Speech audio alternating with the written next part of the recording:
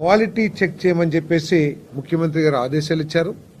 ఇప్పటికే కేంద్ర ప్రభుత్వ సంస్థతో థర్డ్ పార్టీ ఎంక్వైరీ ప్రారంభించాం.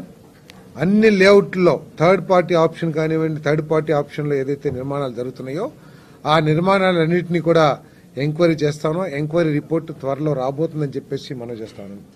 వాళ్ళు మెటీరియల్ని మిస్యూజ్ చేసినా, నిర్మాణానికి మించి ఎక్కువ మెటీరియల్ హౌసింగ్ డిపార్ట్మెంట్ నుంచి తీసుకున్నా, లేదు ఉద్దేశపూర్వకంగా లబ్ధిదారులకి నష్టపరిచినా వాళ్ళ మీద చట్టపరమైన చర్యలు తీసుకుంటానికి ప్రభుత్వం సిద్ధంగా ఉందని చెప్పేసి కూడా ఈ సందర్భంగా తెలియజేస్తా ఉన్నాను. నేను తప్పకుండా రిపోర్ట్ వస్తుంది.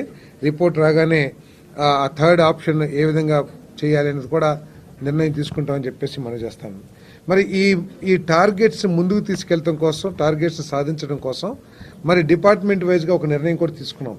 ఎవరైతే చిన్న చిన్న మేస్త్రులు కానివ్వండి, లేదా ఒక గ్రూప్ ఆఫ్ మేస్త్రి